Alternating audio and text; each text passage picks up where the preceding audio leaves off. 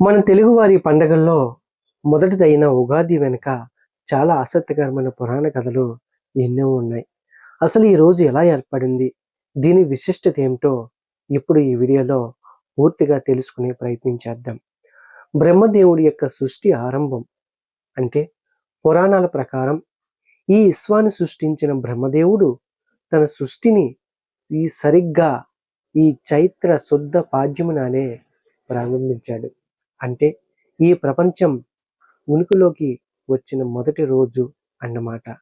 అందుకే దీన్ని యుగాది అని అంటాం. యుగము ప్లస్ ఆది, కాలం, ఆరంభం అని పిలుస్తారు. కాలక్రమేణా అది ఉగాదిగా మారింది. మరి మత్స్యావతారంలో వేదాల యొక్క పునరుద్ధరణ జరిగినప్పుడు మరో కథ ప్రకారం చూసుకున్నట్టయితే పూర్వం సోమకాసురుడు అనే రాక్షసుడు బ్రహ్మదేవుడి వద్ద ఉన్న వేదాలను దొంగలించి సముద్ర గర్భంలో దాక్కుంటాడు.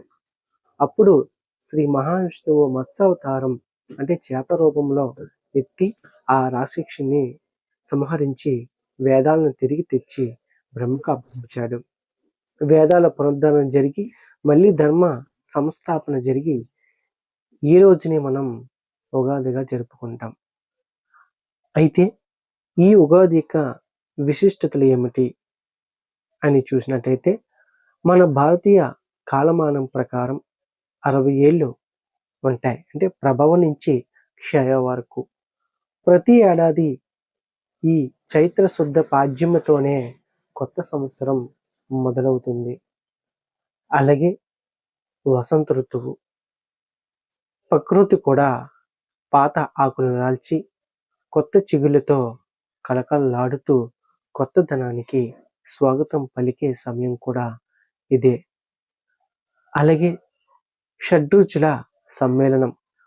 ఉగాది పచ్చడి ద్వారా తీపి, పులుపు, కారం, ఉప్పు, వగరు, చేదు అనే 6 రుచులను మనం స్వీకరిస్తాం. ఇది జీవితంలో వచ్చే కష్ట సుఖాలను సమానంగా స్వీకరించాలనే సందేశాన్ని ఇస్తుంది. ఈ ఉగాది రోజు మనం పంచాంగ శ్రవణం కూడా చేస్తాం.